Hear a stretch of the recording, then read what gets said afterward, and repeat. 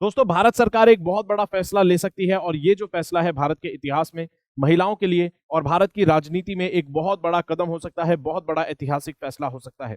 जी हाँ, यहाँ पर चर्चा हो रही है सरकार शायद वुमेन रिप्रेजेंटेशन को बढ़ाने के लिए यहाँ पर वुमेन रिजर्वेशन बिल लेकर आ सकती है, जो कि लोकसभा राज्यसभा में महिलाओं के लिए रिजर्वेशन सीट्स यानी कि सीटों को आरक्षित करेगा।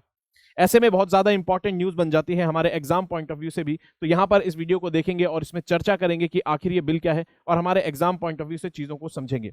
आप सभी का स्वागत है दोस्तों, आप सभी हैं मेरे साथ। मेरा नाम है सुमित और आप देख रहे हैं यूपीएससी अनस्टॉपेबल।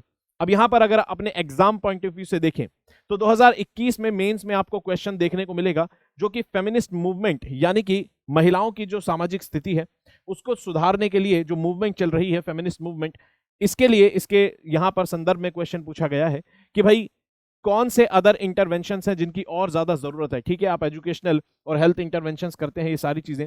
इसके अलावा और कौन से एरियाज हैं जहां पर आप महिलाओं के लिए ऐसे कदम उठा सकते हैं कि जहां पर महिलाओं की जो सोशल स्थिति है वो सुधरे। उसके अलावा 2019 के अंदर अगर आप प्रीलिम्स को देखेंगे तो यहां पर भी क्वेश्चन जो है महिलाओं की वेलफेयर से जुड़ी हुई एक स्कीम जो है मैटरनिटी बेनिफिट जो है 2017 का अमेंडमेंट एक्ट, इससे भी यहां पर क्वेश्चन पूछा गया है। तो महिलाओं से जुड़े हुए जो चीजें हैं इंपॉर्टेंट हो जाती है। क्यों? क्योंकि हमारे जीएस पेपर 2 को अगर आप देखेंगे तो सोशल जस्टिस का जो पार्ट है, सोशल जस्टिस वाले पार्ट में जहां पर सरकार की पॉलिसीज इंपॉर्टेंट हो जाती है महिलाओं के लिए, चिल्ड्रंस के लिए, एल्डरलीज के लिए, एससी एसटी यानी कि जो वल्नरेबल सेक्शन है हमारे समाज का, हमारे समाज के वल्नरेबल सेक्शन के लिए जो पॉलिसीज हैं उसके तहत यहां पर ये टॉपिक इंपॉर्टेंट हो जाता है। आगे बढ़ने से पहले इस क्वेश्चन को अटेम्प्ट करेंगे जो कि Beijing declaration and platform for action, जो ये डिक्लेरेशन अडॉप्ट की गई थी बीजिंग डिक्लेरेशन, इस पर पूछा गया है महिलाओं को इक्वालिटी समाज के अंदर प्रदान करने के लिए, उससे जुड़ा हुआ ये एक इंपॉर्टेंट क्वेश्चन है। ये डिक्लेरेशन बहुत इंपॉर्टेंट है, इसको अटेम्प्ट करेंगे और बताएंगे कौन से साल में अडॉप्ट की गई थी ये डिक्लेरेशन। ठीक है, चलिए इसका जवाब आपको वीडियो के एंड में मिल जाएगा, आप इसको पॉज करके अटेम्प्ट कर सकते हैं। आगे बढ़ने से पहले हमारा जो पॉइंट ऑफ डिस्कशन रहने वाला है उसको एक बार देखते हैं कि भाई हम जानेंगे कि वुमेन रिप्रेजेंटेशन बढ़ाने के लिए जो वुमेन रिजर्वेशन बिल है आखिर ये क्या है। उसके अलावा इस बिल का अब डिस्कशन क्यों हो रहा है, क्या कारण है जो अब यहाँ पर चर्चा में है।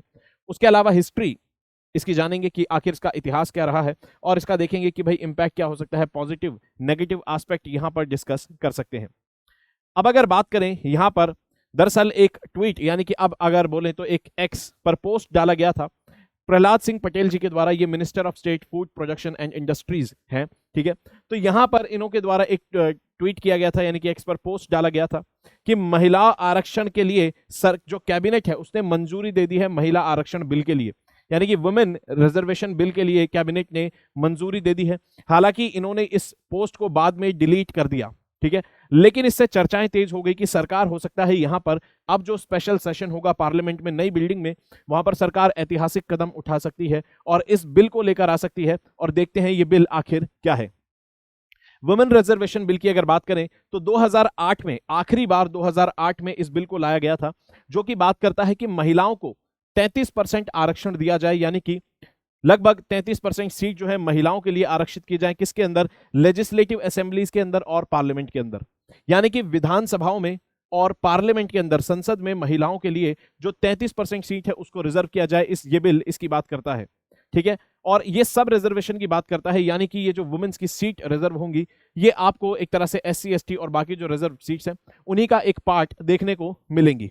ठीक है, चलिए उसके अलावा कहता है कि यहां पर जो रिजर्वेशन ये प्रदान किया जाएगा, ये जो दिया जाएगा महिलाओं के लिए, ये 15 साल तक एग्जिस्ट करेगा, यानी कि 15 साल तक महिलाओं के लिए 33% आरक्षण सुनिश्चित किया जाएगा। दरअसल इसके पीछे जो फिलॉसफी है वो ये कि यहां पर ये आरक्षण इसलिए दिया जाए ताकि एक समय ऐसा आए जब महिलाएं नॉन रिजर्व सीट से भी as a candidate, as a leader उभर कर सामने आए और उनका इलेक्शन हो, यानी कि लोग जो है नॉन रिजर्व सीट से भी महिलाओं को इलेक्ट करें। ठीक है, तो देखते हैं 15 साल सफिशिएंट है या फिर आगे भी इसको देना होगा।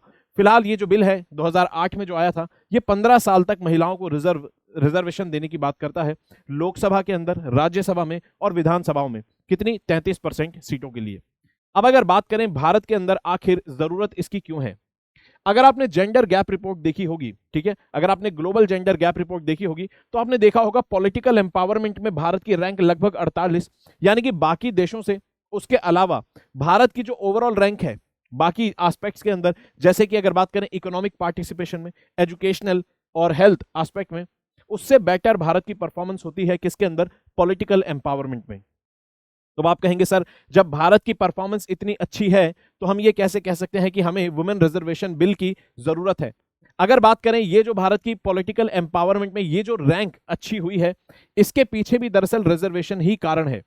लोकसभा जब पंचायत और म्युनिसिपल बॉडीज के अंदर जब 73rd और 74th अमेंडमेंट एक्ट लाया गया, यानी कि पंचायती राज इंस्टीट्यूशन और म्युनिसिपैलिटीज को जब कॉन्स्टिट्यूशनलाइज किया गया, उनको कॉन्स्टिट्यूशनल स्टेटस दिया गया 1992 में, तब महिलाओं के लिए लगभग 1/3 सीटों को आरक्षित किया गया था। किसमें, लोकल बॉडीज में, यानी कि पंचायती राज में और म्युनिसिपैलिटीज में। उसी का ये परिणाम है कि आज हमें यहां पर महिलाओं का जो एम्पावरमेंट है वो भारत में बढ़ता हुआ दिखता है। लेकिन ये एम्पावरमेंट जो है ये आपको लोकल लेवल यानी कि लोकल गवर्नमेंट के आधार पर ही, उसके बेसिस पर ही बढ़ता हुआ दिखता है। यानी कि अभी भी बहुत ज्यादा जरूरत है भारत में पार्लियामेंट और विधानसभाओं में महिलाओं का रिप्रेजेंटेशन बढ़ाने की। ये जो रैंक आपको बढ़ती हुई दिखती है ये भी उस रिजर्वेशन का परिणाम है जो आपको पंचायती राज इंस्टीट्यूशन में दिया गया, और वो भी लोकल लेवल पर रिप्रेजेंटेशन बढ़ा है। ठीक है, यहां पर कहता है कि भाई अगर बात करें भारत की लोकल गवर्नेंस के अंदर, भारत उन कंट्रीज में शुमार होता है जहां पर 40% से ज्यादा आपको जो रिप्रेजेंटेटिव्स हैं लोकल गवर्नमेंट में वो आपको महिलाएं दिखेंगी। ठीक है, यानी कि पंचायती राज और म्युनिसिपैलिटीज में 40% आपको महिलाएं देखने को मिलती है एज ए लीडर। ठीक है, उसके अलावा कहता है कि लेकिन यहां पर अभी भी भारत में आप देखेंगे जो लोअर हाउस है, यानी कि चाहे आप विधानसभाओं के निचले सदन की बात करें या पार्लियामेंट के निचले सदन की बात करें, दोनों ही केसेस में भारत की जो रैंक है, भारत की जो पोजीशन है वो अपने पड़ोसी मुल्कों यानी कि श्रीलंका, पाकिस्तान से भी ज्यादा खराब है। यानी कि लोकल लेवल पर भारत में महिलाओं का पार्टिसिपेशन पॉलिटिक्स में अच्छा है, लेकिन अगर बात करें विधानसभाओं और पार्लियामेंट के लेवल पर तो वहां पर बहुत ज्यादा जरूरत है। और यह चीज आपको देखने को मिलती है, सरकार का ही ऑफिशियल डेटा है 2022 का, पीआईबी का ये कटआउट है जो कि बात करता है महिलाओं का रिप्रेजेंटेशन। अगर आप लोकसभा में देखेंगे तो कितना है, आपको सिर्फ और सिर्फ 14.9%, यानी कि लगभग आप कह सकते हैं कि 15% ही महिलाएं आपको देखने को मिलती है। पार्लियामेंट में महिलाओं की संख्या टोटल स्ट्रेंथ का 15% आपको देखने को मिलता है। वहीं पर लोकसभा में, वहीं पर राज्यसभाओं में अगर देखें तो यहां पर भी आपको लगभग 14% के आसपास महिलाओं का परसेंटेज पार्टिसिपेशन दिखता है। और अगर आप बात करें जो स्टेट लेजिस्लेटिव असेंबलीज हैं यानी कि विधानसभाओं की, राज्यों की, वहां पर भी आप देखेंगे तो आपको 10% या उससे कम, या फिर कहीं कहीं किसी स्टेट में आपको 10 से थोड़ा ज्यादा रिप्रेजेंटेशन महिलाओं का दिख जाएगा। कुल मिलाकर अगर बात करें तो जितनी पार्लियामेंट में रिप्रेजेंटेशन है ज्यादातर स्टेट्स में उससे भी कम रिप्रेजेंटेशन है। तो यहां पर ये जो डेटा है, ये जो आंकड़ा है, बात आंकड़ों की ही होती है और आंकड़े सबसे ज्यादा जरूरी है किसी भी पॉलिसी को बनाने के लिए, डेटा को बनाने के लिए, ट्रांसपेरेंसी के लिए और ऑब्जेक्टिव डिसीजन लेने के लिए।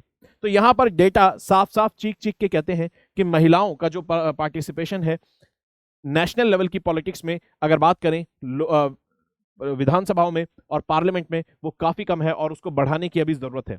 क्योंकि ग्लोबल एवरेज को अगर आप देखेंगे तो ग्लोबल एवरेज में लोअर हाउसेज में आपको लगभग 26% महिलाएं, और अगर टोटल बात करें तो आपको जो ग्लोबल एवरेज है वो 26% है।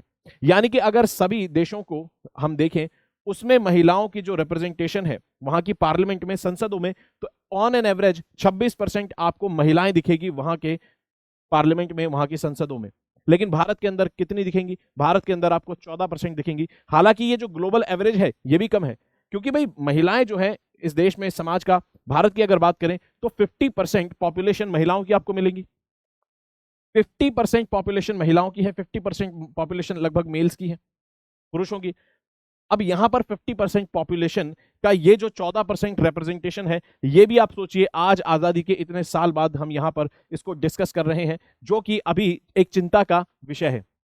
तो महिलाओं की आवाज पहुंचाने के लिए, क्योंकि भाई डेमोक्रेसी का मतलब क्या है, डेमोक्रेसी का मतलब है कि आप समाज के सभी तबकों को इक्वल रिप्रेजेंटेशन देंगे, उनको अपनी आवाज रखने का मौका मिले, अपनी समस्याएं रखने का मौका मिले। तो महिलाओं का इशू अगर आपको नेशनल लेवल तक पहुंचाना है, समाज में आगे पहुंचाना है, महिलाओं के लिए काम करना है, तो महिलाओं की तरफ से लीडरशिप आनी जरूरी है, उनकी आवाज वहां तक पहुंचनी चाहिए, पॉलिटिकल पार्टिसिपेशन उनका होना चाहिए। और अगर हिस्ट्री की बात करें, इसका इतिहास क्या रहा है, ठीक है, इस बिल का इतिहास क्या रहा है, कहता है कि 1989 में सबसे पहले राजीव गांधी सरकार ने कोशिश की थी कि भाई महिलाओं का जो पॉलिटिकल रिप्रेजेंटेशन है वो बढ़ाया जाए, और इसीलिए इन्होंने लोकल बॉडीज में महिलाओं के लिए सीटें आरक्षित करने की बात की। हालांकि इनका जो बिल है ये पास नहीं हो पाया। उसके बाद पीवी नरसिम्हा राव की सरकार के अंदर 73rd और 74th कॉन्स्टिट्यूशनल अमेंडमेंट एक्ट आता है, जिसकी हमने बात की थी, और लोकल बॉडीज के अंदर, पंचायतों के अंदर, म्युनिसिपैलिटीज में महिलाओं को 33% आरक्षण दे दिया जाता है। और इसी का ये परिणाम रहा कि आज अगर बात करें तो आपको 15 लाख इलेक्टेड वुमेन रिप्रेजेंटेटिव्स पूरे भारत में मिलते हैं। यानी कि ग्रास रूट लेवल पर, अगर आप बिल्कुल सरफेस लेवल पर देखेंगे तो आपको बहुत सारी महिला आपको रिप्रेजेंटेशन देखने को मिल जाएंगे, महिला का रिप्रेजेंटेशन देखने को मिल जाएगा। क्यों? सिर्फ इस बिल के कारण। उसके बाद 1996 में पहली बार देवेगौड़ा की सरकार ने 1996 में पहली बार कोशिश की कि महिलाओं को रिजर्वेशन दिया जाए। किसके अंदर? पार्लियामेंट के अंदर। और 81st कॉन्स्टिट्यूशनल अमेंडमेंट बिल लेकर आया गया, ठीक है, यानी कि 81वां संविधान संशोधन विधेयक यहां पर लेकर आया गया, लेकिन यह भी पास नहीं हो पाया। और उसके बाद फिर यहां पर एक जॉइंट पार्लियामेंट्री जो कमेटी है, इसको ये बिल भेजा गया। इस कमेटी का नाम था गीता मुखर्जी कमेटी। अब इस कमेटी का नाम याद रखेंगे क्योंकि ये बिल जो है चर्चा में है, पेपर में कभी भी आपसे पूछ सकता है। तो गीता मुखर्जी जो कमेटी है ये जुड़ी हुई है किससे? महिलाओं के रिप्रेजेंटेशन से इन पॉलिटिक्स, एंड स्पेसिफिकली अगर बात करें तो women reservation in Lok Sabha and Rajya Sabha and state legislative assembly.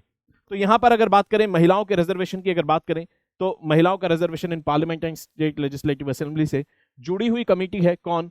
Gita Mukherjee committee, ठीक है।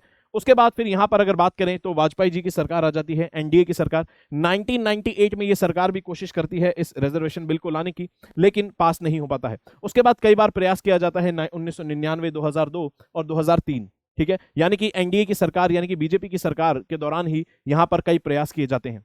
उसके बाद यहां पर फाइनली मनमोहन सिंह की सरकार 2008 के अंदर इस बिल को राज्यसभा से पास कराती हैं और फिर लोकसभा में इसको भेजती हैं, लेकिन लोकसभा पे इस पर कोई डिस्कशन नहीं होता है और ये बिल जो फाइनली है चला जाता है, ये बिल फाइनली चला जाता है कमेटी के पास और फिर 2014 आ जाता है और ऐसे में वहां पर लोकसभा जो है डिसॉल्व हो जाती है, नई लोकसभा बनती है और बिल भी लोकसभा के साथ लैप्स हो जाता है।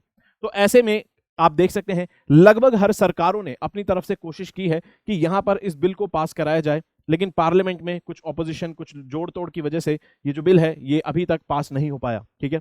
चलिए, अब इसके पीछे क्या कारण है वो आप देख सकते हैं बाद में, ठीक है। एक ओबीसी रिप्रेजेंटेशन को लेकर भी कुछ मुद्दा था यहां पर।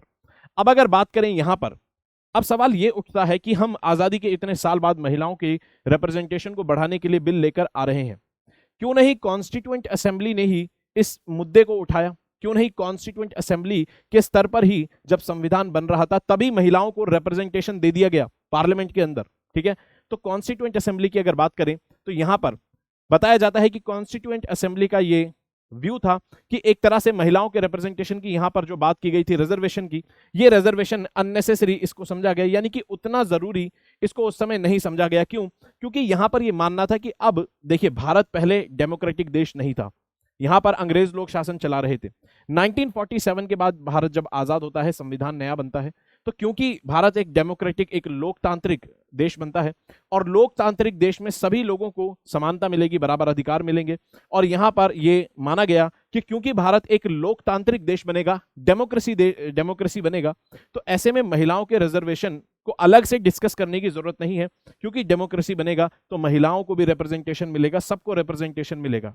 यह बिल्कुल बात उसी तरह है जिस तरह से कॉन्स्टिट्यूएंट असेंबली ने अलग से सेक्युलर शब्द भारत के संविधान में नहीं जोड़ा था, 42nd अमेंडमेंट से इस शब्द को जोड़ा गया। क्यों? क्योंकि भारत का संविधान अगर आप स्टडी करेंगे विदाउट सेक्युलर शब्द प्रीएम्बल में डाले हुए भी, तो भी आपको पता चलेगा कि भारत के संविधान के जितने प्रोविजंस हैं वो सेक्युलरिज्म को ही प्रमोट करते हैं। ऐसे में जब भारत के संविधान का नेचर ही सेक्युलर है, तो यहां पर कॉन्स्टिट्यूएंट असेंबली ने जरूरी नहीं समझा कि सेक्युलर शब्द अलग से जोड़ा जाए। उसी तरह से यहां पर एक तरह से व्यू था, क्योंकि डेमोक्रेटिक देश बनेगा, डेमोक्रेटिक संविधान होगा, तो अलग से इस चीज को जरूरी उतना उस समय नहीं समझा गया।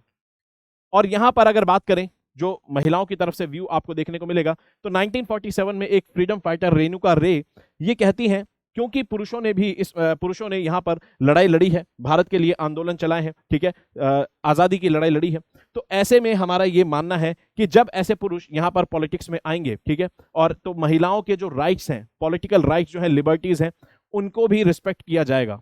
यानी कि एक तरह से आप कह सकते हैं महिला तबका जो था भारत का, उनकी उम्मीद ये थी कि क्योंकि फ्रीडम स्ट्रगल से निकलकर आए हैं और राजनीति में भले ही पुरुष संख्या में ज्यादा हों, लेकिन क्योंकि वो फ्रीडम स्ट्रगल से निकलकर आए हैं तो वो डेमोक्रेटिक वैल्यूज को जानते हैं, उनकी वैल्यू करते हैं, उनको कद्र करते हैं। तो ऐसे में महिलाओं को उनके अधिकार मिल जाएंगे, जरूर मिलेंगे, ऐसा इसमें कोई संदेह नहीं है। लेकिन बाद में ये जो पॉइंट ऑफ व्यू है, देखा गया कि ये पॉइंट ऑफ व्यू सही साबित नहीं होता है। आजादी के कुछ समय बाद, कुछ दशकों के बाद देखा गया कि महिलाओं का जो रिप्रेजेंटेशन है पॉलिटिक्स में वो काफी कम है और उसमें एक चिंता का विषय देखने को मिला। फिर यही डिबेट शुरू हुई कि भाई महिलाओं का जो रिप्रेजेंटेशन है पॉलिटिक्स में उसको बढ़ाना चाहिए। ऐसे में यहां पर कमेटी बनी 1971 के अंदर, committee of the status of women in India. अब ये 1971 में जो कमेटी बनी थी महिलाओं की जो स्टेटस है उसको स्टडी करने के लिए, इसने यहां पर महिलाओं के पॉलिटिकल रिप्रेजेंटेशन के ऊपर कमेंट किया। हालांकि इस कमेटी ने अपने आप को जो लिमिटेड रखा वो सिर्फ ग्रास रूट लेवल, यानी कि लोकल लेवल पर जो सरकारें लोकल लेवल पर जो गवर्नेंस होती है जैसे कि पंचायत और म्यूनिसिपैलिटीज, इस कमेटी ने कहा कि वहां पर महिलाओं के रिप्रेजेंटेशन को बढ़ाया जाए और लोकसभा स्टेट लेजिस्लेटिव असेंबली की चर्चा ज्यादा नहीं की। ठीक है, तो ये जो कमेटी थी 1971 में, इसने पार्लियामेंट में महिलाओं के लिए रिजर्वेशन के समर्थन नहीं किया, हालांकि ग्रास रूट लेवल पर किया। ठीक है, और इसलिए आप देखेंगे कि ग्रास रूट लेवल पर पहले रिजर्वेशन मिलता भी है। और अगर बात करें यहां पर नेशनल पर्सपेक्टिव प्लान बनता है 1988 में। अब तक जो है डिबेट जो है महिलाओं के रिप्रेजेंटेशन को लेकर थोड़ी और तेज हो चुकी थी और यहां पर पहली बार रिजर्वेशन की बात करी गई महिलाओं के लिए पंचायत से लेके पार्लियामेंट, यानी कि तीनों स्तर पर आप महिलाओं के लिए जो पॉलिटिकल रिप्रेजेंटेशन है उसको रिजर्वेशन के थ्रू बढ़ाएंगे। ये बात 1988 के पर्सपेक्टिव प्लान के अंदर भी आपको देखने को मिलेगी। अब ये तो रही सारी बातें, और अब ये सारी डिबेट चलते चलते आज हम यहां पर 2023 में आ गए हैं और फाइनली हो सकता है ये जो बिल है ये अब एक बहुत लंबी दौड़ के बाद एक सही में एक कानून बन जाए। अब यहां पर आपको कुछ आर्ग्यूमेंट्स दिखेंगे जो कि मेंस के लिए आपके लिए इंपॉर्टेंट हो सकते हैं। ठीक है, मेंस के लिए इंपॉर्टेंट होंगे। जैसे कि कहता है कि इसके फेवर में क्या है कि भाई महिलाएं जो हैं ऑलरेडी जो पॉलिटिक्स देखी जाती है, कहा जाता है कि पॉलिटिक्स जो है पुरुष प्रधान है, यानी कि और हमें दिखता भी है कि ज्यादातर जो पुरुष हैं वही आपको पॉलिटिक्स में दिखेंगे। तो ऐसे में जरूरी है कि महिलाओं का भी कंट्रीब्यूशन यहां पर हो, इसलिए रिजर्वेशन जरूरी है। उसके अलावा यहां पर हमने नेशनल मूवमेंट के दौरान और संविधान बनने के दौरान यह एक्सपेक्ट किया था कि भाई क्योंकि देश डेमोक्रेटिक बनेगा तो भारत में पॉलिटिक्स में भी महिलाओं का पार्टिसिपेशन बढ़ेगा। वो चीज नहीं हो पाई, तो इसलिए अब जरूरी है कि रिजर्वेशन बिल यहां पर लेकर आया जाए। ठीक है, उसके अलावा पार्लियामेंट के अंदर महिलाओं की एक स्ट्रांग लॉबी बनेगी, तो महिलाओं के अधिकार, महिलाओं के मुद्दों को पुरजोर तरीके से रखेंगी जो कि अभी तक कई बार इग्नोर किए जाते हैं। ठीक है, चलिए, और यहां पर अगर बात करें, जैसे कि अगर बात करें, यह देखा गया है, कई स्टडीज बताती हैं कि क्योंकि लोकल लेवल पर, पंचायती राज और म्यूनिसिपैलिटीज लेवल पर महिलाओं का रिप्रेजेंटेशन बढ़ा है, तो ऐसे में महिलाओं का जो रिप्रेजेंटेशन बढ़ा है इससे ये फायदे देखने को मिले हैं कि ऐसी महिलाएं जो लीडर बनती हैं लोकल लेवल पर, वो महिलाओं के लिए काम करती हैं, महिलाओं को जागरूक करती हैं और करप्शन वहां पर कम देखने को मिलता है, सेंसिटिव लीडर्स देखने को मिलते हैं। ठीक है, और साथ में जो पब्लिक गुड्स की चीजें हैं, ठीक है, उन सब में इन्वेस्टमेंट महिला लीडर ज्यादा करती हैं। ठीक है, तो ये स्टडीज भी बताती है अगर महिलाओं को लीडर बनने का मौका मिलेगा समाज में तो अच्छी जो चीजें हैं पॉलिटिक्स में वो ज्यादा आ सकती हैं। ठीक है, चलिए, और उसके अलावा जैसा कि अगर आप देखें एनसीआरबी का डेटा भी अगर आप देखेंगे, नेशनल क्राइम रिकॉर्ड ब्यूरो का भी डेटा देखेंगे, तो भारत के अंदर क्राइम अगेंस्ट वुमेन जो है पिछले कुछ सालों में बढ़ा ही है। तो ऐसे में जब महिलाओं के प्रति यहाँ पर महिलाओं के प्रति आपको क्राइम बढ़ते हुए दिखेंगे तो जरूरी है कि महिलाओं को रिप्रेजेंटेशन मिले ताकि महिलाएं ऐसे मुद्दों को डील कर सकें और अपनी आवाज रख सकें, और डिसीजन मेकिंग में जब महिलाएं आएंगी तो ऐसे मुद्दे और अच्छे से डील होंगे। उसके अलावा यहां पर कुछ आर्ग्यूमेंट्स है जो कि इस जो रिजर्वेशन है, महिला रिजर्वेशन, इसके अगेंस्ट भी बात करते हैं कि भाई जैसे ये इक्वालिटी के अगेंस्ट है, मेरिट जो है ये मेरिट को खत्म कर देगा और महिलाओं का जो स्टेटस है और लोअर हो जाएगा। उसके अलावा कहता है कि महिलाएं जैसे एक कास्ट ग्रुप होता है, एक कास्ट ग्रुप जो है उसके अंदर चाहे महिला हो चाहे पुरुष हो, सबकी सामाजिक स्थिति लगभग बराबर रहती है हिस्टोरिकल कारणों से। ठीक है, लेकिन महिला जो है वो एक कास्ट ग्रुप की तरह एक होमोजीनियस ग्रुप नहीं है। महिलाओं में आपको अलग अलग, हर महिला जो है अलग अलग कास्ट में मिलेंगी और हर कास्ट की महिला की जो सामाजिक स्थिति होगी, हर धर्म की महिला की वो अलग होगी। तो महिला खुद में एक होमोजीनियस ग्रुप नहीं है, तो आप एक ग्रुप के रूप में महिला को अगर देख के इस तरह की पॉलिसी बनाएंगे तो कहता है कि वो उतनी अच्छी नहीं होगी। आप कास्ट के तरह इक्वेट मत करिए महिला को, ठीक है। महिला एक खुद में एक हेट्रोजेनस ग्रुप है, कास्ट खुद में एक होमोजेनस ग्रुप है, ठीक है। उसके अलावा कहता है कि जो वुमेन का जो इंटरेस्ट है, ठीक है, जो पॉलिटिकल इंटरेस्ट है, इसको आप बाकी जो ग्रुप्स हैं उनके सोशल, इकोनॉमिक और पॉलिटिकल ग्रुप से अलग करके देखेंगे अगर आप रिजर्वेशन प्रोवाइड करेंगे तो, ठीक है। उसके अलावा यहां पर कुछ सजेशन भी दिए गए हैं, जैसे कि यहां पर सजेशन दिया गया है कि एक कॉन्स्टिट्यूएंसी में 2 लीडर्स चुने जाएं, जिसमें से एक लीडर जो है वो महिला हो, ठीक है। इस तरह का सजेशन दिया गया है, रिजर्वेशन से बेहतर है, इस तरह का सजेशन हो सकता है, ठीक है। उसके अलावा यहां पर एक जो ट्रेडिशनल, जो एक कंजर्वेटिव व्यू होता है कि भाई अगर महिलाएं पॉलिटिक्स में आएगी तो जो आइडियल फैमिली स्ट्रक्चर है उसको यहां पर खतरा हो सकता है, ठीक है। चलिए, तो आगे बढ़ने से पहले दोस्तों आप देख सकते हैं यहाँ पर स्पेशल क्लास में आप मेरे साथ जुड़ सकते हैं और प्लस कोर्स में भी आप मेरे साथ जुड़ सकते हैं। 6ठी से 12वीं तक की एनसीईआरटी हम कवर कर रहे हैं, आप यहाँ पर जुड़ सकते हैं। साथ में कोड लगाएंगे SMK लाइव। अगर अनअकैडमी से कोई सा भी कोर्स खरीदना है तो कोड यहाँ पर लगाना होगा SMK लाइव। उसके अलावा आप देखें तो 50% डिस्काउंट अगर आपको लेना है तो भी आप कोड लगाएंगे क्या, SMK लाइव, ठीक है। चलिए, उसके अलावा अगर बात करें 2024 के लिए और 25 के लिए यहाँ पर आपको बैचेस देखने को मिलेंगे, कोड वही रहेगा SMK लाइव। 25 के लिए भी बैच आपको देखने को मिलता है, कोड रहेगा SMK लाइव, ठीक है। और 24 सितंबर को यहाँ पर आपको कॉम्बैट टेस्ट देखने को मिलेगा 24 सितंबर को, जिसके अंदर आप 10 करोड़ तक के प्राइजेस जीत सकते हैं और 100% स्कॉलरशिप भी आपको देखने को मिलेगी। कोड सेम रहेगा SMK लाइव। और टेस्ट सीरीज आपको प्रीलिम्स और मेंस की टेस्ट सीरीज अनअकैडमी पे देखने को मिलती है और आपको सीसेट और एसए दोनों ही इसमें कवर होता हुआ मिलेगा। कोड हमारा वही रहेगा सेम, SMK लाइव, ठीक है। चलिए, तो यहां पर आप देख सकते हैं ऑफलाइन सेंटर भी आपको देखने को मिलता है दिल्ली में, सेम कोड वही सारी चीजें रहेंगी। जाते जाते क्वेश्चन का जवाब लेते जाएंगे। भाई ये जो बीजिंग डिक्लेरेशन है एंड प्लेटफॉर्म फॉर एक्शन, ये अडॉप्ट किया गया था कब, 1995 में, 1995 में, जो कि महिलाओं के इक्वल राइट्स की बात करता है, उसको प्रमोट करता है। और 2023 का ये क्वेश्चन है जननी सुरक्षा योजना से, यानी कि महिला वेलफेयर से ही जुड़ा हुआ ये एक स्कीम के ऊपर क्वेश्चन है, इसको अटेम्प्ट करेंगे, ठीक है। और 2023 का क्वेश्चन है, लेटेस्ट पैटर्न जो चेंज हो चुका है उसके आधार पर। और जाते जाते वीडियो को लाइक करेंगे, चैनल को सब्सक्राइब करेंगे। आई होप आपको आज कुछ अच्छा सीखने को मिला हो और ये काफ़ी बातें हमने अलग अलग डिस्कस की हैं, ठीक है। आने वाले समय में इस पर और चर्चाएं हो सकती है जैसे जैसे न्यूज़ आगे बढ़ेगी।